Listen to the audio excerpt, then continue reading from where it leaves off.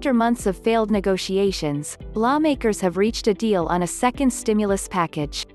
Known as the Four Corners, congressional leaders House Speaker Nancy Pelosi, Senate Majority Leader Mitch McConnell, House Minority Leader Kevin McCarthy, and Senate Minority Leader Chuck Schumer, met multiple times throughout the week and weekend and have reached an apparent deal. Included in the deal are stimulus checks, an extension of federal unemployment benefits, money for schools, and more. In the months of back and forth, two issues held up a deal.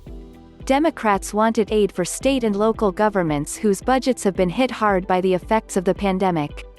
Senate Majority Leader Mitch McConnell led Republicans in a demand for liability shields for businesses and colleges and universities. The bill would provide another round of stimulus checks for individuals, though they would be $600, half the amount of the first checks. The inclusion can be credited, at least partially, to Senators Bernie Sanders and Josh Hawley's concerted effort for another $1,200 check. According to reports from The Washington Post, the checks will start to phase out for those earning over $75,000 a year, like the first checks in the CARES Act. Additionally, lawmakers decided to extend federal unemployment benefits of $300 a week. Reports say that the deal would also extend the student loan payment suspension through January. Congress initially suspended payments on federally held student loans through September 30, 2020, but President Trump already extended that relief through December 31, 2020, and again through January 31, 2021. Lawmakers also agreed on $82 billion for education.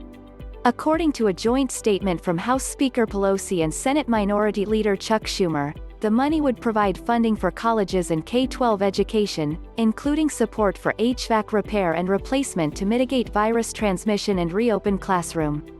A Democratic summary of the deal obtained by Forbes shows that K-12 education would receive $54.3 billion and higher education would receive $22.7 billion, similarly to the way the CARES Act allocated money.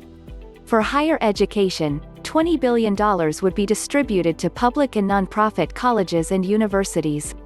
Only $908 million would be allowed for for-profit colleges, but only for financial aid for students, not for the schools themselves.